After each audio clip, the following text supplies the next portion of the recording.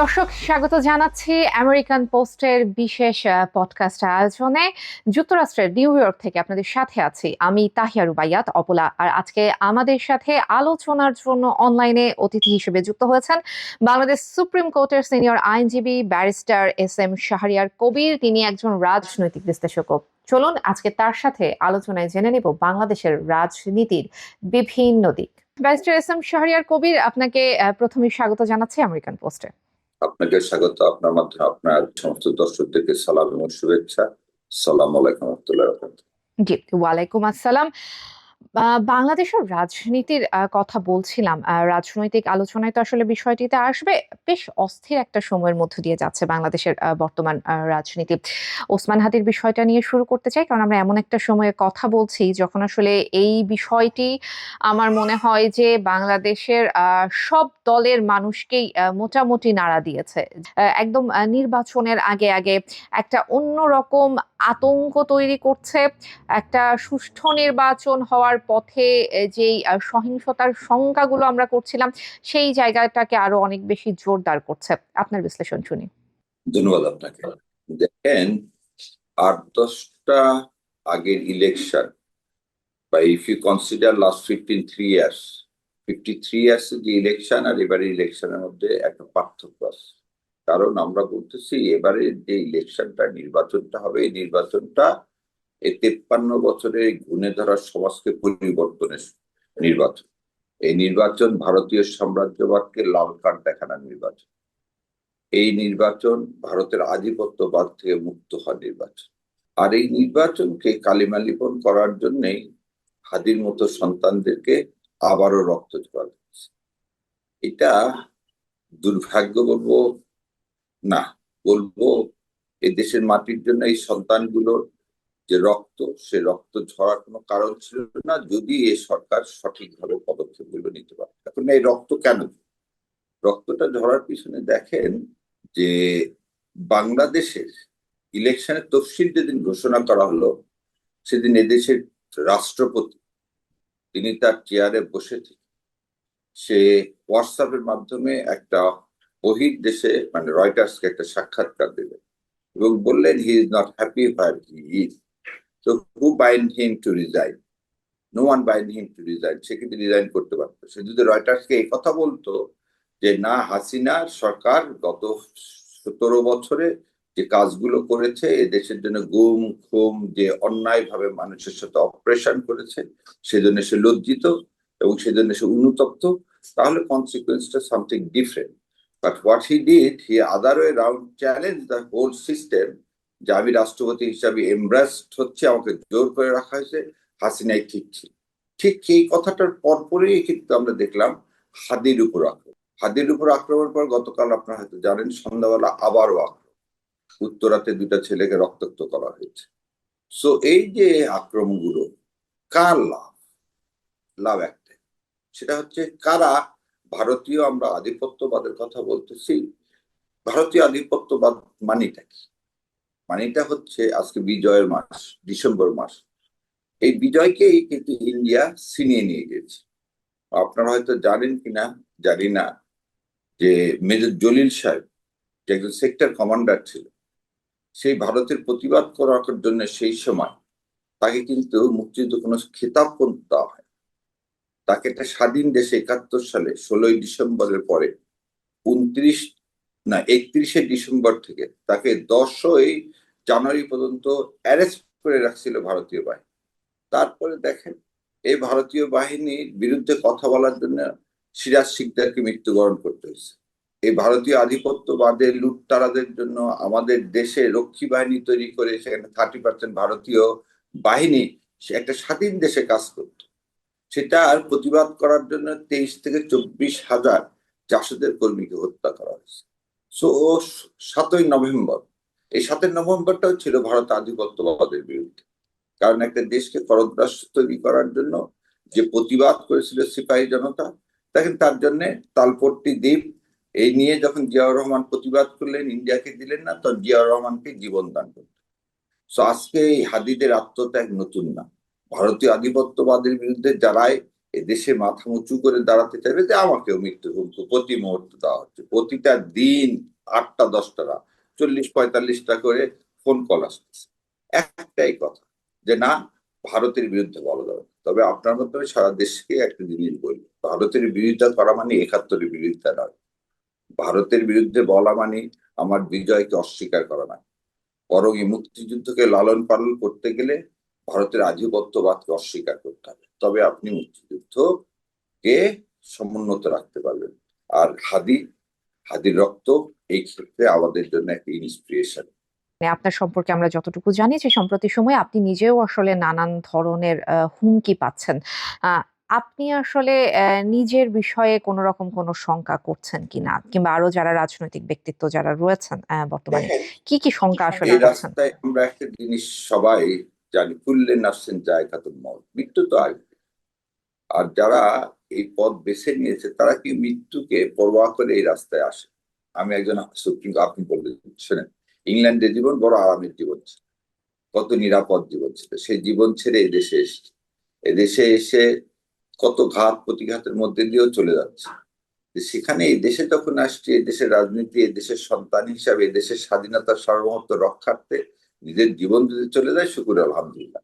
এই জীবনের চিন্তাটা করি না, কিন্তু কথা হলো জীবনের বিনিময় যদি ভারতীয় আধিপত্যবাদকে আমরা আটকাতে না পারি, এবং ভারতের যে আগ্রাসন, একটা স্বাধীন দেশ মানি, আপনি আপনার দেশের তত্ত্বাবধায়ক সরকার প্রধান ডক্টর ইউনূস কিভাবে কথা বলবেন সেটা রাজনাথ সিং ঠিক করে দিবে? আপনার দেশে একটা ডাকসু ইলেকশন হচ্ছে, সেই ইলেকশনে কে জিতবে সেই মেকানিজম অপর সাইডে শশী থিরুররা বলে দিবে? জয়শঙ্কর সাওয়ালরা বলে দিবে যে এই দেশে পররাষ্ট্রনীতি কি হওয়া উচিত?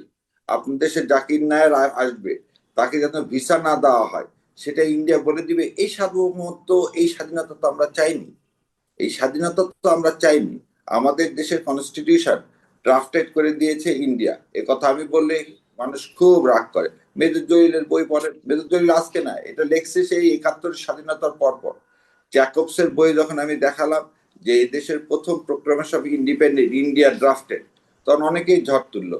আপনারা মেজর জলিল, আপনারা অন্যান্য বইগুলো দেখেন, ইতিহাসের ছিন্নপত্র দেখেন, সেখানে একই কথাগুলো লেখা।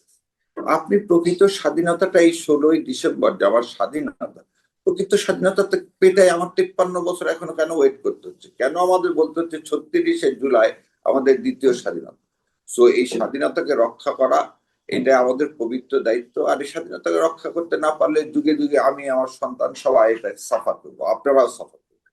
তো সেখানে একটা প্রাণ মনে হয় অবশ্যই দেশের কাছে খুবই ছোট, না হলে প্রাণ না দিলে আজকে আমরা একটা স্বাধীন মানচিত্র, একটা পতাকা পেতাম না।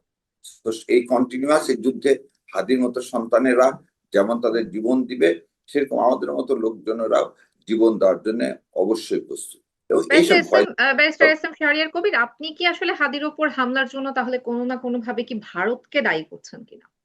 এক কোনো না কোনো ভাবে একদম স্পষ্ট করে দিচ্ছি। দেখেন, যে শুটার ছেলেটা, যে ছেলেটা এখন সিসিটিভি ক্যামেরা মানে ফুটেজ থেকে সবকিছু থেকে আজকে সমস্ত সোশ্যাল মিডিয়ায় ছড়ে পড়ছে, সে আগরতলায় আছে। সে গতকালকে আগরতলায় গেছে এবং সে কার ছত্রছায়ায় আছে? আওয়ামী লীগের লিডার তার ছত্রছায়ায়, এবং সে যে রিভলভারটা ইউজ করছে সেটাও ভারতের রিভলভার। এই যে ট্রেন্ড, এবং একটা জিনিস চিন্তা করেন, একটা মুভিং দুইটা, একটা রিক্সা যাচ্ছে, পাশে একটা মোটরসাইকেল যাচ্ছে। If you are not to train, এই ট্রেন না হলে কি আপনি একদম নির্দিষ্টভাবে মাথায় ওইভাবে মেরে ফেলে দেওয়ার উদ্দেশ্যে গুলি করতে পারেন? এই যে কাজটা, এবং ভারত এই যে শেল্টার দিচ্ছে, ভারত এই যে প্রশ্রয় দিচ্ছে, ভারত অস্ত্র দিচ্ছে, ভারত টাকা দিচ্ছে, কাকে? আমার দেশের সার্বভৌমত্বকে অস্থিতিশীল করতে। তো এই যারা আওয়ামী লীগ করেন, যারা বিরোধিতা করতেছেন, তাদের কাছে একটাই প্রশ্ন, আগে দেশ না আগে ভারত? ভারত, অনেকেই বলতে ভারত আমাদেরকে উপকার করছে, একটা উদাহরণ দেন ভারত আপনাকে কি কি উপকার করছে? যদি 71 সালে স্বাধীনতার কথা বলেন, এই স্বাধীনতা 16ই ডিসেম্বর আমার এমএজি ওসমানী কোথায়? আমার সর্বাধিনায়ক ছিলেন তিনি। তার হেলিকপ্টারে কেন গুলি করা হলো? তার পায়ে কেন গুলি করা হলো 16ই ডিসেম্বর 1971 সালে? কেন তাকে ঢাকায় আসতে দেওয়া হলো না? কেন জেনারেল অরোরার কাছে নিয়ে যে সারেন্ডার করলো? কেন সমস্ত বৈদেশিক সাহায্য যেগুলো 71 সালে এসেছিল, সেই বৈদেশিক সাহায্য ইন্ডিয়া আজ পর্যন্ত কেন হিসাব দিল না? কত টাকা বাংলাদেশের মুক্তিযুদ্ধের সময় সে বৈদেশিক সাহায্য হিসাবে রিসিভ করছে? কেন বারবার বলা হয় বাংলাদেশের যতগুলো সেক্টর কমান্ডার কেউ তো আওয়ামী লীগের কোন নেতৃস্থানীয় লোক ছিল না। একটা ট্রেনিং ক্যাম্পে দেখাতে পারবেন না মেজর জিয়াকে আওয়ামী লীগ করতো না, মেজর জলিলকে আওয়ামী লীগ করতো না, কর্নেল শওকতকে আওয়ামী লীগ করতো না। এই যে স্বাধীনতা, এই যে আমাদের অর্জন, এই অর্জন তো আপামর জনসাধারণের। এটাকে কেন আওয়ামী লীগ বলা হয়, কেন ভারত বলা হয়? সো এই ভারত তার আধিপত্য, ভারতের বিরুদ্ধে যেই বলবে তারই জীবন এদেশের জন্য হুমকি স্বরূপ। এটা আজকে স্পষ্ট। হাদির এই মানে হাদিকে এই আতাতীয়রা গুলি করার মাধ্যমে এটা আরো স্পষ্ট। তার একটাই তাদের লক্ষ্য সামনে, যে না, ভারত বিরোধিতা করলে এদেশে সুষ্ঠু ইলেকশন হবে না। তাই আপনাদের মনে আছে হয়তো বিনা স্বীকৃতি 2013 সালে তারা যখন এরশাদ সাহেবকে চাপ দিয়ে ইলেকশনে নিয়ে এসে তারা বলল যে না, বেশি দল আসলেই ইলেকশন ফ্রি ফেয়ার ডেমোক্রেসি হবে। আজকে তাদের বয়ান কিন্তু চেঞ্জ, তারা কি ইনক্লুসিভ, মানে আওয়ামী লীগকে না নিলেই এদেশে ফ্রি ফেয়ার ইলেকশন হবে না। তো এই যে কথাগুলো, আমার যে ইন্টারনাল অ্যাফেয়ার্সে তার যে নগ্ন হস্তক্ষেপ, এটা এইটার থেকে আর কিভাবে প্রমাণ করা যায় যে আসলে আমরা প্রকৃত স্বাধীনতা অর্জন করতে পারিনি? মিস্টার শাহরিয়ার কবির, তাহলে বর্তমানে যে সরকার আছে, অন্তর্বর্তীকালীন সরকার প্রধান, সেই সরকার প্রধান কি আসলে ভারতকে মোকাবেলায় সক্ষম নয় বলেই আপনি মনে করছেন? এই সরকার ক্ষমতা, এই সরকার ভুলে গেছে এই সরকার জনগণের সকল ক্ষমতার উৎসের সরকার। এই সরকার জনগণের একটি সরকার। কারণ যখন একটা সরকার টাকা, মানে 50 লাখ টাকা পুরস্কার ঘোষণা করে হাদির আক্রমণকারীকে, তখন তো এই সরকার অসহায়ত্ব ফুটে ওঠে। তার মানে এই যে স্বরাষ্ট্রমন্ত্রী বা এই সরকার যে ম্যান্ডেট নিয়ে এখানে এসেছিল, সেই ম্যান্ডেটে সেই জায়গাটাতে এই সরকারটা আর নাই। গত 15 বছর অনেকেই বলেন যে শেখ মুজিবুর রহমান 10 তারিখে দিল্লি হয়ে ঢাকা আসছে, তখন দিল্লিতে নাকি ইন্দিরা গান্ধীকে বলছিলেন যে আপনি আপনার সৈন্য সরিয়ে নেন, কবে সরিয়ে নেবেন। এই যে আর একটা মিথ্যার প্রলাপ। কারণ কি, 71 সালের সেপ্টেম্বর মাসে আপনি 7 দফা চুক্তি করছিলেন ইন্ডিয়ার সাথে। সেই চুক্তিতে লেখা ছিল আমার কোনো সেনাবাহিনী থাকবে না, আমার কোনো ফরেন পলিসি থাকবে না, আমি ব্যবসা করতে গেলে ইন্ডিয়ার অনুমতি নিয়ে ব্যবসা করতে হবে, আমার দেশের সমস্ত কর্মচারীরা যারা মানে মুক্তিযুদ্ধে অংশগ্রহণ করেননি তাদেরকে বাদ দিয়ে ভারতীয় কর্মচারীদেরকে এই দেশে চাকরি দিতে হবে। এই ধারাবাহিকতায় মার্চ মাসে 1972 সালে শেখ মুজিবুর রহমান যে 25 বছর চুক্তি করলেন, 25 বছর চুক্তিতে কি করলেন, যে আমার একটা সেনাবাহিনী থাকবে, সেই সেনাবাহিনীর সংখ্যা এত হবে, তার বেশি হবে না। এবং সেই জন্য গত 25 বছর আমরা ক্যান্টনমেন্ট করতে পারিনি, গত 25 বছর আমরা সেনাবাহিনীর নিয়োগ দিতে পারিনি, এই গত 15 বছরে আমরা কোনো বিদেশ থেকে কোনো অস্ত্র কিনতে পারিনি, আমাদের প্রতিরক্ষা ব্যবস্থা বলে কিছু নাই। আজকে আপনি যখন বললেন 15 বছর না, এটা শুরু হয়েছে সেই স্বাধীনতার আগ থেকেই নাকে খত দিয়ে আওয়ামী লীগ এদেশের মুক্তিযুদ্ধকে বিক্রি করে দিলেন। নাকে খত দিয়ে, আবার বলতেছি, 7 দফা এবং 25 দফা হচ্ছে নাকে খত দেওয়া। এবং এই খত দেওয়ার মাধ্যমে ভারতীয় আধিপত্যবাদকে স্বীকার করে নিয়েছে। ভারতীয় আধিপত্যবাদ মানে কি, ভারতের একটা করদ রাষ্ট্রে পরিণত করতে চেয়েছিল। ফারাক্কা বাদ দিয়ে সমস্ত নদীগুলোকে শুকিয়ে দেওয়া হয়েছে আজকে। সো আজকে ভারত, আপনি যেটা বললেন পার্শ্ববর্তী দেশ, অবশ্যই পার্শ্ববর্তী, কারণ পাকিস্তান পার্শ্ববর্তী দেশ, ভারত না। আপনি একটা পার্শ্ববর্তী দেশ দেখান যার সাথে ভারতের বিমাতা সুলভ সম্পর্ক না। নেপালের সাথে, ভুটানের সাথে, শ্রীলঙ্কার সাথে, পাকিস্তানের সাথে, কার সাথে ছিল না? একমাত্র বাংলাদেশ। একটা দেশের প্রধানমন্ত্রী যখন বলে যা দিয়েছি তা সারা জীবন মনে রাখবে, এবং একটা মৃত্যুদণ্ড প্রাপ্ত আসামিকে আপনি কথা বলতে দিচ্ছেন, প্রেসের সামনে যেতে দিচ্ছেন, তার নিরাপত্তার জন্য রাষ্ট্রীয় সমস্ত বাহিনীকে ইউজ করতেছেন, এর কি আর নগ্ন প্রকাশ কি? ভারত কখনোই বাংলাদেশের মানুষের সাথে সম্পর্ক চায়নি। ভারত সবসময় আওয়ামী লীগকে বেছে নিয়েছে, একটা দলকে বেছে নিয়েছে। তাদের কাছে কখনোই এদেশের মানুষ ও মাটি ইম্পর্টেন্ট ছিল না। সেজন্য ভারতের সাথে আমাদের যে বৈরী সম্পর্ক না, তাদের সাথে সম্পর্ক হতে হবে অবশ্যই একটি ইকুইটির মতো, একটি সাম্যর মতো। সেই সাম্যতে থাকবে সম্মান। আর আমাদেরকে যদি সম্মান দিতে না পারে, শোনেন, সার্বভৌমত্ব ক্ষমতার মালিক হচ্ছে আল্লাহ সুবহানাহু ওয়া তাআলা। এবং একটা জিনিস আপনাদের মাধ্যমে দেখেন, রক্ষা করার মালিক আল্লাহ, দেওয়ার মালিক আল্লাহ। ইন্ডিয়া না, পার্শ্ববর্তী দেশ বড় বড় বিরাট মানে সাম্রাজ্য, সে সাম্রাজ্য বিনাশ হয়ে গেছে। নবী করিম সাল্লাল্লাহু আলাইহি ওয়াসাল্লাম ছোট্ট এক মদিনা রাষ্ট্র থেকে শুরু করে সেখান থেকে ইসলামের এই প্রসার হয়েছে, ইসলামের ব্যাপকতা লাভ করছে ওমর ফারুক রাদিয়াল্লাহু আনহুর সময়। তো ভারতের সাথে চোখ রাঙানোর কোনো কথা নাই, কিন্তু ভারত আমাদেরকে চোখ রাঙাবে আর আমরা সেটা সহ্য করব, সে অবস্থাটা নাই। আর সেটা যদি মেনে নেন, এদেশের সার্বভৌমত্ব থাকবে না। তাহলে ভারত এদেশকে এক সময় করদ রাষ্ট্র না, প্রভিন্স না, এদেশকে ঠিক হায়দ্রাবাদ, সিকিম, সেই গোয়ার মতো করে নিবে। জি, ব্যারিস্টার শাহরিয়ার কবির, আপনার কথা মতো আসলে ভারত চাইলেই অনেক কিছু করতে পারে। তাহলে আগামী যে সংসদ নির্বাচন হবে 2026-এ, সেখানে তো ভারত আসলে চায় না যে আওয়ামী লীগকে ছাড়া নির্বাচন হোক। সেই ক্ষেত্রে ভারত তো তাহলে আসলে বসে থাকবে না। সেক্ষেত্রে আপনার কাছে কি মনে হয়, কি হতে পারে, কি শঙ্কা করছেন? আমার কাছে যদি শুনতে চান, নির্বাচন অনিশ্চিত করার জন্য যা যা করার সব ভারত করবে। এখানে সবচেয়ে বড় দুঃখের বিষয়, এখন রাজনৈতিক দলগুলো কাদা ছুড়াছুড়ি করতেছে, যেটা কোনোভাবে প্রত্যাশিত না। বিএনপি এবং জামাতকে এই সময় যে অগ্রণী ভূমিকা পালন করতে হবে, যে জাতীয় ঐক্যমতের ডাক দিতে হবে, গত 2 দিন আমরা সেটা অনুপস্থিত দেখলাম। আমরা দেখলাম যে আজকে 16ই ডিসেম্বর নামে বিএনপি এবং জামাতের মধ্যে সরাসরি কনফ্রন্টেশনের একটি সূত্রপাত করে দিছে। সেটা হচ্ছে জগন্নাথ ইউনিভার্সিটির সামনে দেখবেন রাস্তায় কিছু ছবি আঁকানো হয়েছে, এবং এই ছবির মাধ্যমে বিভেদকে স্পষ্ট করা হচ্ছে। এই জাতির মাধ্যমে বিএনপি এবং জামাত ইসলাম দুজনের কাছে অনুরোধ যে আজকে নির্বাচন করতে যদি আপনারা চান, আজকে একটা ঐক্যমতের প্ল্যাটফর্ম তৈরি না করেন, নির্বাচন অনিশ্চিত। আপনারা যে নির্বাচনের স্বপ্ন দেখতেছেন, বিএনপি যে বিভোর হয়ে আছে ক্ষমতায় যাওয়ার, এই স্বপ্নই থেকে যাবে, অধরাই থেকে যাবে। যদি জাতীয় ঐক্যমত না করেন, পাড়া মহল্লায় আপনারা যদি এই ইন্ডিয়া আধিপত্যবাদের বিরুদ্ধে কমিটি গঠন না করেন, এই বিপ্লবের সন্তানদেরকে মানে নিরাপত্তা দিতে ব্যর্থ হন, কিসের ইলেকশন করবেন আপনি? আপনি কিসের ইলেকশন করবেন? একটা ছেলেকে যে নির্বাচনী প্রচারণা চালাতে পারতেছে না, সেখানে আপনি কিভাবে ইলেকশনের স্বপ্ন দেখেন? একটা ছেলেকে আজকে আতাতাই গুলি করলো, তার 2 দিন পার হয়ে গেল, আপনার দেশের কোনো না ডিবি না এসবি না কেউ ধরতে সক্ষম হলেন। ধরা তো দূরের কথা, আমি আমার উদাহরণ দিই, আমি জিডি করছি, প্রতিদিন জিডি করে রাখছি। কোথায় কি হয়েছে? কোথায় কি হয়েছে? কোথায় প্রোটেকশন? আমার প্রোটেকশন তো আমাকেই নিজেকেই ব্যবস্থা করতে হচ্ছে। তো রাষ্ট্র যখন প্রোটেকশন দিতে ব্যর্থ হবে একটা ইন্ডিভিজুয়াল সিটিজেনের, তখন আপনি সার্বক্ষণিক ভাবে এই জুলাই সনদ বাস্তবায়নের যে ইলেকশন, যে নির্বাচন, যে নতুন সূর্য ওঠার নির্বাচন, সেই নির্বাচনের স্বপ্ন দেখেন কিভাবে? একটা দলের মহাসচিব জানেন না একটা ছেলে যে উন্ড হয়েছে তার নাম, সে কোন দলে বিলংস করে? তাহলে ওনারা কি সবসময় এখনো চিন্তা করবেন ভারত তাদেরকে সমর্থন করবে আর সেই সমর্থন নিয়ে তারা ক্ষমতায় যাবেন? তাহলে বিএনপি এই দেশের ইতিহাস থেকে একসময় নাই হয়ে যাবে। সো এখনই উচিত বিএনপি, জামাত ইসলাম সহ সমস্ত রাজনৈতিক দলের জাতীয় ঐক্যমতের ভিত্তিতে একটি প্ল্যাটফর্মে আসা, নিজেদের নিরাপত্তার ব্যবস্থা করা। তবেই না এই দেশে একটা নতুন সূর্য উদিত হবে, ইলেকশন হওয়ার সম্ভাবনা হবে। না হলে ইলেকশন অধরায়। কিন্তু শাহরিয়ার কবির, আপনি ঐক্যমতের কথা বলছেন। বিএনপি জামায়াত বর্তমানে যে দলগুলো হচ্ছে যে নির্বাচনে আলোচনায় আছে কিংবা ক্ষমতায় আসার যে সম্ভাবনার মধ্যে আছে, এই দুইটা দলের মধ্যেই তো আমরা নানান রকমের ভিন্ন মত দেখছি, পারস্পরিক সংঘর্ষ দেখছি। ওসমান হাদির ঘটনাতে যেটা হয়েছে যে একদল আরেক দলকে পরস্পরকে হচ্ছে দোষারোপ করছিল।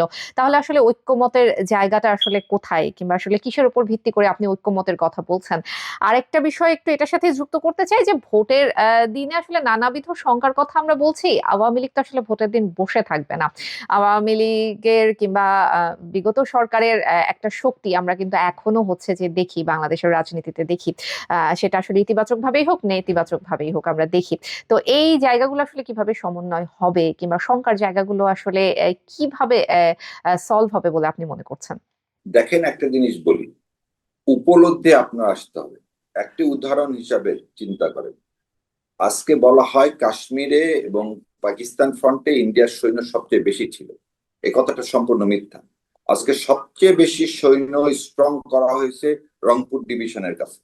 আজকে সবচেয়ে বেশি এয়ারক্রাফট ক্যারিয়ার ইন্ডিয়া নিয়ে আসছে রংপুর ডিভিশনের কাছে। সবচেয়ে বেশি সৈন্য নিয়ে আসছে ত্রিপুরাতে আমার হিল ট্রাক্স এর কাছে। তার মানে ইন্ডিয়ার একটা সম্পূর্ণ প্ল্যান আছে আমার হিল ট্রাক্স এবং এই রংপুর ডিভিশনকে আলাদা করে দেওয়া। এই যে রংপুর ডিভিশন এবং এই যে আমার হিল ট্রাক্সকে আলাদা করতে চায়, সেটা কিভাবে সম্ভব? তার সরকার, তার আনুগত্যের সরকার ছাড়া তো সম্ভব না। এটা যদি বিএনপি বুঝতে ব্যর্থ হয়, বিএনপি মানে সর্ব উপরের নেতৃবৃন্দ যদি এই উপলব্ধিটা না করে, এই বিজয়ের মাসেও যদি তারা সেই রাজাকার 71 সেই গেম খেলে, তাহলে লসটা হবে আমার আপনার সকলে। হয়তো ক্ষণিকের লাভ হবে। গত 15 বছর যেমন আমরা একটা বালির ট্রাক সরাতে পারিনি, আমাদের সেটা জামাত ইসলাম বলেন আর বিএনপি বলেন, সমস্ত রাজনৈতিক দল মিলে হাসিনার চুল পর্যন্ত ছুঁতে পারিনি। সেখানে এই সন্তানেরা নিজেদের বুকের রক্ত দিয়ে যে 36শে জুলাই এনে দিয়েছে, একে ধারণ করতে হবে। কিন্তু আমি বারবার দেখতেছি বিএনপি ধারণ করতে ব্যর্থ হচ্ছে, এবং সেই জন্য বিএনপি জামাতের মধ্যে যে প্রতিক্রিয়াশীল একটা অংশ এই দুইটা দলকে সবসময় কনফ্রন্টেশনের সামনে নিয়ে যাচ্ছে। কিন্তু দুইটা দলের উপলব্ধি করা উচিত, আপনি নির্বাচন আগে না দেশ আগে, এবং এই সরকার সম্পূর্ণরূপে বারবার ব্যর্থ হচ্ছে। তাহলে এই সরকারের বিরুদ্ধে আপনাদের স্টেটমেন্ট নাই কেন? যেসব উপদেষ্টারা ব্যর্থ, যেসব উপদেষ্টারা এই উপদেষ্টা পরিষদের মধ্যে থেকে বসে থেকে দেশের বিরুদ্ধে কাজ করতেছে, তাদেরকে আপনারা সরাতে ব্যস্ত। আপনারা 3-4জনের বিরুদ্ধে কমপ্লেন দিলেন, একজনকে ইউনূস সরকার সরালেন না আজ পর্যন্ত। তাহলে এই ইউনূস সরকার কার কাছে জবাবদিহিতা? এই ইউনূস সরকার কি রাজনৈতিক দলের কাছে জবাবদিহিতা করবে, না জনগণের কাছে কারণ জনগণের কথা তো তাদের কান নিয়ে ওই যে বলে না, তালা লেগে গেছে। এই উপদেষ্টা পরিষদের কানে তালা লেগে গেছে, তাদের কান কথা, আমাদের কথাগুলো তাদের কান পর্যন্ত পৌঁছাচ্ছে না। এখানে আপনারা কিভাবে আশা করেন একটা ফ্রি ফেয়ার ক্রেডিবল ইলেকশন ফেব্রুয়ারি মাসে হবে, এবং ইন্ডিয়া কি করতে দেবে আপনাকে জুলাই সনদ? সো এটা যদি রাজনৈতিক দল এই বেসিক জিনিসটা উপলব্ধি করতে না পারে, তাহলে লস সবার, এবং এই লস অপূরণীয় হবে। সবাইকে ক্ষুদিরামের মতো ফাঁসিতে ঝুলতে হবে। আর আপনি ফাঁসি চান না, আপনি একটা ফেয়ার ইলেকশন চান, একটা ক্রেডিবল ইলেকশন চান, জুলাই সনদের ভিত্তিতে আপনার নতুন দ্বিতীয় বাংলাদেশ গড়তে চান, এই দ্বিতীয় স্বাধীনতাকে উপলব্ধি করতে চান, এটা সালাউদ্দিন সাহেবদেরকে বুঝতে হবে যে শিলংয়ে থাকা আর এই দেশকে স্বাধীন করা, এদেশের স্বাধীনতা সার্বভৌমত্বকে রক্ষা করা, এই দুইটার মধ্যে অনেক পার্থক্য। এই পার্থক্য যদি সালাউদ্দিন সাহেবরা বুঝতে ব্যর্থ হন, তাহলে এই জাতিকে আবারও মাসুল দিতে হবে। আর এবারের মাসুলটা আর অন্যরকম হবে না, এবারে মাসুলটা আপনার স্বাধীনতার সার্বভৌমত্বে চলে যাবে। এবং সেই জন্য এই দেশের আপামর জনসাধারণকে এখন একটা প্ল্যাটফর্মে আসতে হবে। যদি বিএনপি জামাত সেই প্ল্যাটফর্মে আসতে ব্যর্থ হয়, আজকে ক্ষুদ্র স্বার্থ, নিজের দলীয় স্বার্থের আগে হচ্ছে দেশ। আপনার দেশ আজকে আক্রান্ত, হাদি আক্রান্ত মানে জুলাই আক্রান্ত, জুলাই আক্রান্ত মানে এই দেশ আক্রান্ত। আপনি এই আক্রান্ত দেশকে, আপনি একটা মুমূর্ষ যে আইসিইউতে আছে তাকে আগে সারিয়ে তুলবেন, না আপনি আপনি কোন জায়গায় যাবেন সেই পথটা আপনাকে নির্ধারণ করতে হবে। আপনি জামাতপন্থী ব্যারিস্টার হিসেবে পরিচিত, কিংবা জামাতের পক্ষে অনেক কথা বলেন, কিংবা জামাতের রাজনীতি নিয়ে অনেক বিশ্লেষণ করেন। আহ, জামায়াতের নীতি নির্ধারণী পর্যায়ে কিংবা সাংগঠনিক পর্যায়ে কি আপনার কোনো পদ আছে কিনা, সেটা আসলে আমার জানা নেই। সেই বিষয়টা যদি একটু স্পষ্ট করতেন। সেই সাথে গত 15 বছরে আসলে জামায়াতের জন্য আপনার ভূমিকাটা কি ছিল, কিংবা বাংলাদেশের সাধারণ মানুষের জন্য আপনার ভূমিকাটা কি ছিল, এটা একটু জানবো। আপনার এই প্রথম প্রশ্নের উত্তর হচ্ছে, আমি জামাতের শুভাকাঙ্ক্ষী, জামাতকে সমর্থন করি, এর বাইরে কিছু আচ্ছা। কোন পদ টদের জন্য আমি কোনোদিন কোন রাজনৈতিক দল করার আল্লাহ ইচ্ছা নাই, ইনশাল্লাহ আল্লাহ না করে। আর দায়িত্ব যেটা আল্লাহ দিবেন সে দায়িত্ব পালন করে যাবো। কিন্তু কথা হলো যে আমি কোনো পদ টদ দাঁড়িয়ে জামাত ইসলামে কিছু। আর দ্বিতীয় যেটা কথা বলছেন যে গত 15 বছর আমি জামাত ইসলামে কি করছি না করছি, এই এই আমি যেটা করছি সেটা যদি আমি বলে দিই, তাহলে সেই জিনিসটা তো করা কি হলো না, করার কোনো অর্থ হলো না। তবে একটুকুন বলে দিই, হ্যাঁ, জামাতের রাজনীতির সাথে আমি সরাসরি গত 15 বছর যুক্ত। জামাতের রাজনীতির সাথে সরাসরি আমি এই 15 বছর, 15 বছর বলবো না, 15 বছর আগে থেকে যুক্ত। তো আল্লাহ যে আমাকে, এটা কেন এই কথাটা বললাম, যে প্রতিটা মুসলমানের, মানে মুসলমান বলবো, প্রতিটা মানুষের জীবনের লক্ষ্যটা কি? হিন্দু যদি হন তারও লক্ষ্য স্বর্গে যাওয়া, যে মুসলমান তার লক্ষ্য বেহেশতে যাওয়া। সো মানুষ তখন যখন যেতে চাইবে, হিন্দু হোক মুসলমান হোক, সে মানুষটা কি চাইবে? একটা দুর্নীতিগ্রস্ত সমাজ থেকে বের করে তার যে সামাজিক মূল্যবোধ, সেই সামাজিক মূল্যবোধের মাধ্যমে একটা ইনসাফের রাষ্ট্র কায়েম। এবং আমার কাছে এই আইডিওলজিটা মনে হয়েছে জামাতে ইসলামকে দিয়ে দেশে একটা ইনসাফ ভিত্তিক রাষ্ট্র কায়েম করা, একটা ওয়েলফেয়ার রাষ্ট্র কায়েম করা, যেখানে সাম্য প্রতিষ্ঠিত হবে, এবং সেটা ইসলামের আলোকে হবে। আর একটা জিনিস বলে, আমাদের গোড়াতেই কিন্তু দেখেন, আজকে না, বহু আগে থেকে আমাদের ভাষা, আমরা যেমন বলতাম সুবে বাংলা, সুবে বাংলা, 12 ভূঁইয়া সুবে বাংলা, আর মানে পশ্চিমবঙ্গ বা ইন্ডিয়ানারা বলতো বঙ্গ। সো দুইটা শব্দ কিন্তু প্যারালাল চলে এসছে। আজকে যদি আপনি বলেন যে মুসলমান যারা আমরা ইসলামের ধর্মে বিশ্বাসী, আমাদের সাথে একটা বিভাজন এই হিন্দু এবং মুসলমানের, এটা আজকে থেকে না, বহু আগে থেকে। কিন্তু আমরা এই বিভাজনকে ভুলে আমাদের কৃষ্টি কালচার এক করে কিন্তু আমরা সবসময় চলছি। কিন্তু এই ধর্মের বিভাজনকে কাজে লাগিয়ে যারা যুগে যুগে আমাদেরকে কি করছে, সাপ্রেস করছে, সেই সাপ্রেশনের বিরুদ্ধে কিন্তু পাকিস্তানের সৃষ্টি। আজকে পাকিস্তান এইভাবে সৃষ্টি হওয়ার কথা ছিল না, কারণ ক্রিপস মিশনে ছিল 3টা অংশ হবে। এবং আপনারা সবাই জানেন, অনেকে বলেন যে জিন্নার জন্য আজকে পাকিস্তানের সৃষ্টি, তা কিন্তু না। জিন্নাহ মিশন কি নিজে একসেপ্ট করে নিয়েছেন, নিয়ে পাকিস্তানের পতাকা মানচিত্রটাকে ছিঁড়ে ফেলে দিছে। কি বলছে, ঠিক আছে 3টা অঞ্চলে ভাগ হবে, ভারতবর্ষ 3টা অঞ্চলে ভাগ হবে।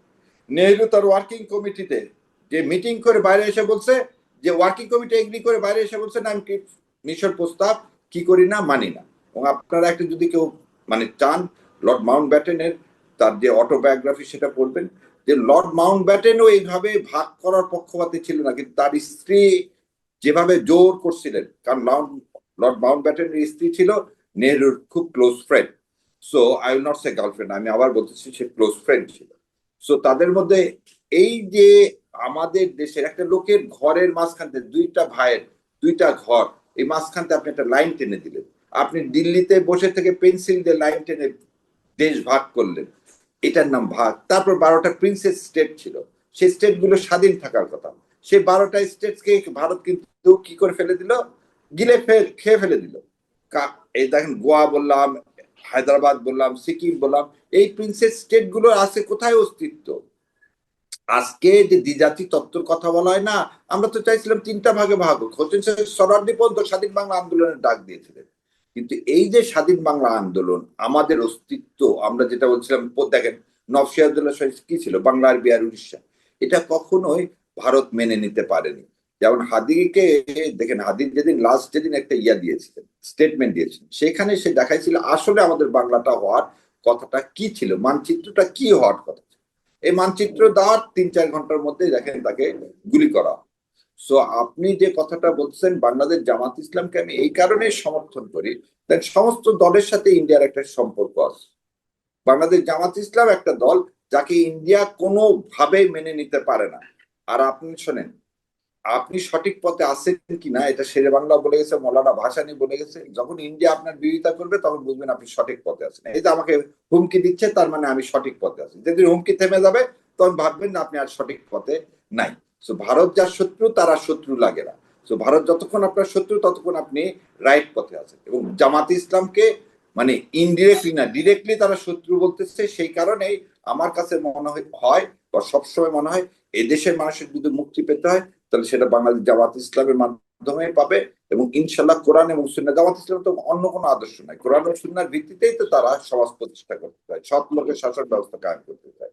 সো এই দেশের জন্য একটা অপরিহার্য অঙ্গ হচ্ছে সৎ লোকের শাসন ব্যবস্থা।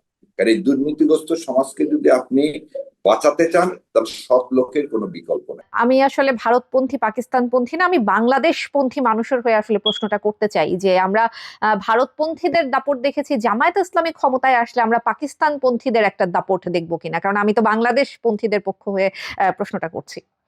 দেখেন, ভূরাজনীতিতে আমরা যেভাবে ভারতের দ্বারা আধিপত্য হয়েছে, সবচেয়ে বড় সত্য শেখ মুজিবুর, হ্যাঁ পাকিস্তান নিঃসন্দেহে নিন্দনীয় কাজ করছে। পাকিস্তান 25 তারিখে যেভাবে তার মানে রাজনৈতিক ভাষা পরিত্যাগ করে অস্ত্রের ভাষা তুলে নিয়েছে, আমার মা বোন ভাইদেরকে যেভাবে নির্বিচারে একটি নিরস্ত্র জনগোষ্ঠীকে হত্যা করছে, এই নিন্দার কোনো ভাষা নেই। কিন্তু একটা জিনিস দেখেন তো, বাংলাদেশ জামাত ইসলামকে পাকিস্তান সবকিছু সমর্থন করছে না। অধ্যাপক গোলাম আজম সাহেব যখন উর্দুকে রাষ্ট্রভাষা করা হবে বলছে, তখন তিনি সেই ভাষা আন্দোলনে বলছেন না বাংলা আমাদের ভাষা, সেজন্য তাকে ভাষা সৈনিক বলা হয়। দেখেন, আপনি যদি সমস্ত পেপার দেখবেন 71 সালের মার্চ মাসের 1 তারিখ থেকে 25 তারিখ পর্যন্ত জামাত ইসলাম চিৎকার করে সমস্ত জনসভায় বলছে যে শেখ মুজিব সংখ্যাগরিষ্ঠ দলের নেতা, তার হাতে ক্ষমতা দেওয়া হোক। আপনি একটা জিনিস দেখেন যে মুক্তিযুদ্ধকালীন সময় টিক্কা খানের পরে ডক্টর মালেকের যে মন্ত্রিসভা গঠন হয়েছে সেখানেও আওয়ামী লীগ ছিল, কিন্তু সবাই বলে কি জামাত হচ্ছে 71 সালে জামাত ওই মন্ত্রিসভা সদস্য না, ওই সবাই 3জন আওয়ামী লীগের সদস্য ছিল, 5জন মুসলিম লীগের ছিল। আপনি যে প্রশ্নটা করলেন পাকিস্তান হয়ে যাওয়া, না আমি প্রথমেই শুরু করছি, কিন্তু এটা বিজয়ের মাস। 71 সাল আমাদের গর্বের জিনিস, কিন্তু ভারতের বিরোধিতা মানে আপনি বলে দিচ্ছেন 71-এর বিরোধিতা করা। 71 মানে আওয়ামী লীগ, আওয়ামী লীগের বিরোধিতা করা মানে 71-এর বিরোধিতা করা, শেখ মুজিব মানে 71। এই যে ন্যারেটিভ এবং এই যে জুজুর ভয়, আমরা পাকিস্তান হয়ে যাবো, আমরা পাকিস্তান হবো কেন? আমরা পাকিস্তান হতে চাইনি বলে তো আমরা একটা মুক্তিযুদ্ধ করছি। আমরা কেন দ্বিতীয় স্বাধীনতার কথা বলতেছি? আমরা কেন একটা সাম্য প্রতিষ্ঠার কথা বলতেছি? আর একটা জিনিস দেখেন, পৃথিবীতে আপনি সার্চ করছেন, আপনি ওআইসি মেম্বার, আপনি তো ভূ রাজনীতির ক্ষেত্রে সবাই আমার বন্ধু, সেখানে ভারত কেন আমার শত্রু হবে? ভারত কেন একটা নির্দিষ্ট দলের সাথে সম্পর্ক করবে? ভারত কেন একটা রাষ্ট্রের সাথে সম্পর্ক করবে না? আমরা তো বলিনি ভারতের সাথে সম্পর্ক করবো না। তো ভারত যখন একটা নির্দিষ্ট দলকে বেছে নেয়, ভারত যখন এই দেশের মানুষকে অস্বীকার করে, খালি ভারতের চোখে বাংলাদেশ মানে হচ্ছে আওয়ামী লীগ, এই জিনিসটা যতদিন থাকবে ততদিন কি আপনার সাথে সম্পর্ক করতে পারবেন? সেখানে পাকিস্তান হোক, কাতার হোক, টার্কি হোক, যে আমাকে এই দেশ হিসাবে সম্মান দিবে, আমি তো তার সাথে কি করব, এক চুক্তিতে যাব, তার সাথে আমার সম্পর্ক হবে। এখানে পাকিস্তানি পন্থী হয়ে যাওয়ার কোনো সুযোগ নেই। এই অপরাজনীতিটাই ভারতের অপরাজনীতি। এই অপরাজনীতিটাই ভারত যে ট্যাবলেট খাওয়াইছে আওয়ামী লীগকে, এই আওয়ামী লীগের এটাই হচ্ছে একটা অপরাজনীতি। জামায়াত ইসলামী ক্ষমতায় আসলে মুক্তিযুদ্ধের যেই চেতনার কথা আমরা বলি সেটি আসলে প্রতিষ্ঠিত থাকবে, সেটির চর্চা হবে, এইটুকু বিশ্বাস কি সাধারণ মানুষের মনে জামায়াত ইসলাম এখন পর্যন্ত আনতে পেরেছে, কিংবা আমরা কি আসলেই আশ্বস্ত হয়েছি যে জামায়াত ইসলাম আসলেই মুক্তিযুদ্ধের যেই চেতনা সাধারণ মানুষ যেটাকে ধারণ করে, জামায়াত ইসলাম সেইটার আসলে পক্ষে থাকবে? দেখেন, জামাত ইসলাম সবসময় একটা অভিযোগ যে জামাত ইসলাম স্রোতের বিপক্ষে সবসময় দাঁড়াইছে। কিন্তু দেখেন, অভিযোগগুলো আসলে অভিযোগ, এটাই সত্য। ফরসাইটনেস আল্লাহ সবাইকে দেন। যখন তত্ত্বাবধায়ক সরকার ব্যবস্থা অধ্যাপক গোলাম আহমদ 1984 সালে খেয়েছিলেন, তখন সবাই কটাক্ষ করছে, হাসছে, এই আবার কি ধরনের ব্যবস্থা। এবং সবাই খালি হাসেনি, বলছে এটা খায় না মাকে। কিন্তু সেটাই প্রমাণ হয়েছে 91 সালে যে না, তত্ত্বাবধায়ক সরকার ছাড়া এই দেশ কোনোভাবে সুষ্ঠুভাবে চলতে পারে না। তাই পিয়ারের কথা বলা হয়েছে, পিয়ার প্রথমে নিয়ে কত কথা, সেটাকে কিন্তু পরে উচ্চকক্ষে মানতে সবাই বাধ্য হয়েছে, এবং এর ফলাফল অবশ্যই হবে। যখন গণভোটের মাধ্যমে বলা হয়েছে যে গণভোটের মাধ্যমে জুলাই সনদ বাস্তবায়ন করতে হবে, তখন বলছে জামাত ইসলাম খালি ইলেকশন পিছানোর জন্য একের পর এক ইস্যু তৈরি করে। তার আপনার রাজনৈতিক ফরসাইটনেসটা, এটা তো সবারই শঙ্কা যে জামায়াত ইসলাম আসলে থাকবে না, কিংবা এই এক বছরে আমি একটু যুক্ত করে দিই, তাহলে আপনি একটু মানে সম্পূরক উত্তরও দিতে পারবেন। এই গত এক বছরের ইতিহাস যদি আমরা দেখি, জামায়াত ইসলামকে কিন্তু আমরা আসলে সেভাবে কিছু করতে দেখিনি। 26শে মার্চ বলি, 16ই ডিসেম্বর বলি, 21শে ফেব্রুয়ারি বলি, জামায়াত ইসলামী অনেক সভা সমাবেশ করে যাচ্ছে, অনেক কিছু করে যাচ্ছে, কিন্তু বাংলাদেশের এই জাতীয় দিবসগুলো নিয়ে কিন্তু আমরা জামায়াত ইসলামীর পক্ষ থেকে একটা দল হিসেবে আসলে সাধারণ মানুষের যে প্রত্যাশা, সেই জায়গাটা কিন্তু আসলে আমরা পূরণ হতে দেখিনি। দেশের মানুষকে দুইটা জিনিস মনে রাখতে হবে। আমি প্রথম বললাম দ্বিতীয় স্বাধীনতা অর্জন করছি আমরা, তাহলে প্রথম স্বাধীনতার ফল আজ পর্যন্ত পান বাংলাদেশ জামাত ইসলাম। আবার নামটা দেখেন, নামটা কি বাংলাদেশ জামাত ইসলাম, জামাত ইসলাম বাংলাদেশি না। বাংলাদেশ জামাত ইসলাম যখন এদেশে 1981 সালে যখন তার রাজনৈতিক দল হিসেবে নিবন্ধন পাইলেন, তখন কিন্তু এদেশের সার্বভৌমত্ব কনস্টিটিউশনের আন্ডারে তাকে নিবন্ধনের জন্য দরখাস্ত করতে হলো। সেজন্য কিন্তু জামাত ইসলাম পাকিস্তান, আর আমাদেরটার নাম কি বাংলাদেশ জামাতে ইসলাম। সো এই যে একটা চিন্তাধারা। দ্বিতীয় একটা জিনিস, নবী ইসলাম যখন ইসলাম কায়েম করছেন, আরবের সংস্কৃতি, আরবের ভাষা আরবি, সেজন্য তার উপর কোরআন আরবিতে নাজিল হয়েছে। আমার এখানে যদি ইসলাম কায়েম করতে হয়, দেশের মানুষকে যদি ইসলামের বাণী পৌঁছাতে হয়, তাহলে এই দেশের সাধারণ মানুষকে তো বাংলায় বুঝাতে হবে, তাই না? আজকে খুতবা আমাদের দেশে কি হয়, বাংলা এবং আরবি দুটাতে দেওয়া হবে। বাংলাতে দেওয়া হয় যাতে সাধারণ মানুষ বোঝে। আজকে আপনার 16ই চলে যায়, আপনি যে বললেন 16ই ডিসেম্বর এবার সবচেয়ে বড় ম্যারাথনের আয়োজন করছে কে? বাংলাদেশ জামাত ইসলাম। আপনি দেখেন 36শে জুলাইয়ের পর এমন কোন মানে শহীদ আপনি পাবেন না যাদের বাড়িতে জামাত ইসলাম যায়নি। মান্নান সাহেব একজন বীর মুক্তিযোদ্ধা, সে বাংলাদেশ জামাত ইসলামে কি জয়েন করছে। এতে জামাত ইসলাম জয়েন করে কিন্তু বলছে আমি কোনো টিকিট জামাত ইসলাম টিকিট বিক্রি করে না। তো টিকিট বিক্রি করে না, এবং শেষেও বলছে আমাকে কোনো সংসদীয় আসন নিয়ে আমি দাঁড়াচ্ছিও না। তিনি স্বেচ্ছায় এসে দাঁড়ালেন, এবং এই থেকে প্রমাণ হয় যে বাংলাদেশ জামাত ইসলাম, যে আমরা সবসময় বলতেছি মুক্তিযুদ্ধকে ধারণ করে, মুক্তিযোদ্ধারা জামাত ইসলাম করে। ওনার জয়েনের মাধ্যমে দেশের মুক্তিযুদ্ধরা যারা করছেন, যারা মুক্তিযোদ্ধা, তারাও মনে করেন প্রকৃত মুক্তিযোদ্ধা হচ্ছে বাংলাদেশ জামাত ইসলাম। এবং এই শোনেন, দেখানা রাজনীতি অনেক হতে পারে। 7ই মার্চ আসলে ঢাকা শহরের রাস্তা আপনি বের হতে পারবেন না বঙ্গবন্ধুর ভাষণের চোটে। শেখ সাহেবের ভাষণে এত মাইক দিয়ে দিবে, এবং চাঁদাবাজি করে গরু টরু দিয়ে পুরা সয়লাভ হয়ে যাবে। আগস্ট মাস আসলে আগস্ট মাসের 1 তারিখ থেকে 15 তারিখে যা মানে শেখ মুজিবের নামে যা চলবে, এবং সেই করেই তো তাকে বঙ্গবন্ধু উপাধিটা 73 সালে যে সেলিমরা যেটা তুলে নিল, একই দিনে শেখ হাসিনা করলে। শেখ হাসিনা তার বাবাকে যে নিম্ন স্তরে নামায় দিলেন, মানুষকে অতিষ্ঠ করে জোর করে মুখস্থ করানোর যে চেষ্টাটা করলেন, এই চেষ্টা কোনোদিন ভালো হয় না। আর আপনার যেটা বলতেছি শোনেন, এদেশের মানুষ অন্ধ না।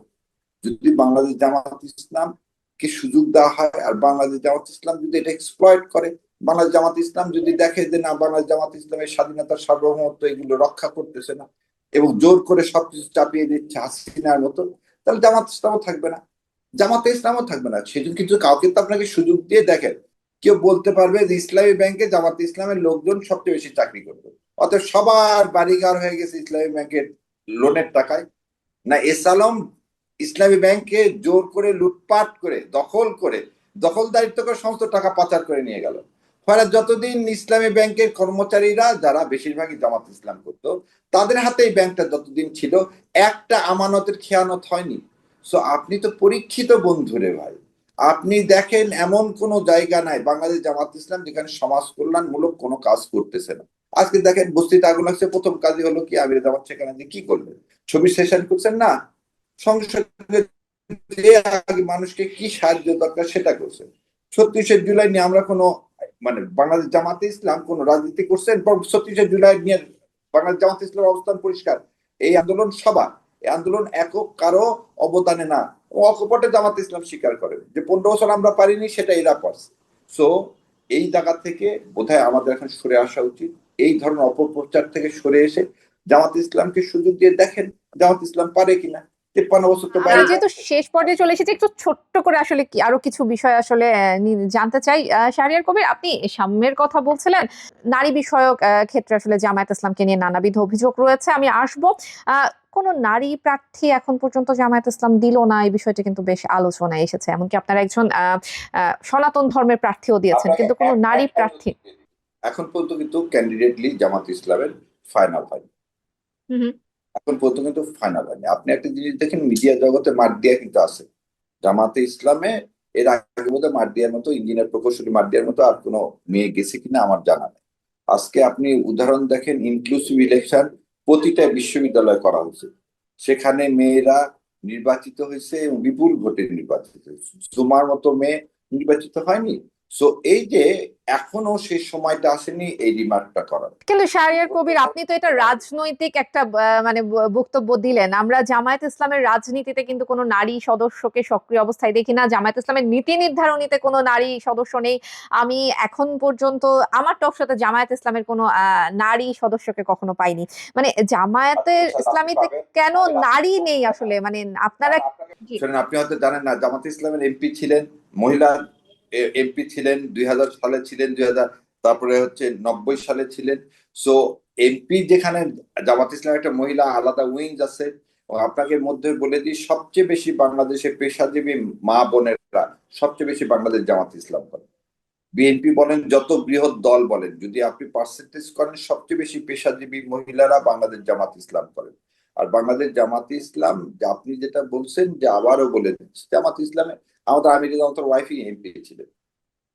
সো আমরা যে ক্ষমতায়ন চাই না বা নারীর ক্ষমতায়ন চাই না, এটা নারীর ক্ষমতায়ন না করলে রাষ্ট্র উন্নত হবে না। তাহলে শাহরিয়ার কবির, আরো একটা বিষয় তাহলে একটু যোগ করবেন। সাম্প্রতিক সময়ে যেহেতু নারী বিষয়ক বিষয়টা উঠলো, এবং আমি নিজেও একজন নারী, সাম্প্রতিক বিষয়ে আমরা নানাবিধ বক্তব্য দেখছি জামায়াতের উচ্চ পর্যায় থেকে। সেটা জামায়াতের আমিরের মেয়েদেরকে 5 ঘন্টা কাজ করার কথা বলা হোক, ঘরে থাকার বিষয়ে উৎসাহিত করার কথা বলা হোক, বিভিন্ন জায়গায় নারীদেরকে আসলে কিছুটা ঘরে থাকার ব্যাপারে আসলে উৎসাহিত করা হচ্ছে। শোনেন, আপনি যেহেতু ইউএসএ থাকেন, সরকারি অফিসগুলোতে আপনার পার্ট টাইম কাজ করার সুযোগ আছে না? কেউ যদি চাইতো সে তো পার্ট টাইম কাজ করবে। ধরে নেন আপনি 20 আওয়ার্স করবেন সপ্তাহে। সো আপনি 4 ঘন্টা করে 5 দিন করতে পারেন। আমাদের দেশে কিন্তু, আপনি জানেন কিনা জানি না, আমাদের দেশে গভর্নমেন্ট জবে এরকম কোনো বিধান নাই। Number one. নাম্বার টু, দেখেন আপনারা যারা এনএইচএস এর চাকরি করে ইউকে বা ইউএসএ তে, দেখেন তাদেরকে লোকাম বলা হয়। লোকাম মানে আপনি আপনার যে কন্ট্রাকচুয়াল আওয়ার, তার বাইরে যে যখনই করবেন তখন আপনার পেমেন্টটা ডবল হয়ে যায়। যেমন আপনার কন্ট্রাকচুয়াল আওয়ার আছে 20 ঘন্টা, আপনাকে যখন 20 ঘন্টার বাইরে করতে বলবে তখন আপনি ডবল পাবেন। আমাদের দেশের মা বোনদের এই সুযোগগুলো নাই। আমির জামাত সেদিন যে 5 ঘন্টার কথা বলছে, এটা রূপক অর্থে বলছে। রূপক অর্থ কি? আমাদের দেশে পার্ট টাইমের ব্যবস্থা করে, কোনো মা যদি চায় সে কাজ করবে, যদি না চায় কাজ করবে না। আমাদের দেশে দেখেন এখনো সরকারি চাকরির কি একটা বয়স দেওয়া আছে। আপনার বয়সের তো দরকার নেই। আপনি আমার মা একটা মেয়ে ভাবলো যে না, আমি পড়াশোনা করবো, 2 বছর আমি অফ নিব, আমাদের দেশে সেটা নেওয়ার কোথায় সুযোগ? একটা প্রাইভেট সেক্টর থেকে যদি আপনি 2 বছর স্টাডি লিভ নিতে চান, এই দেশে তো এই ব্যবস্থাগুলো নাই।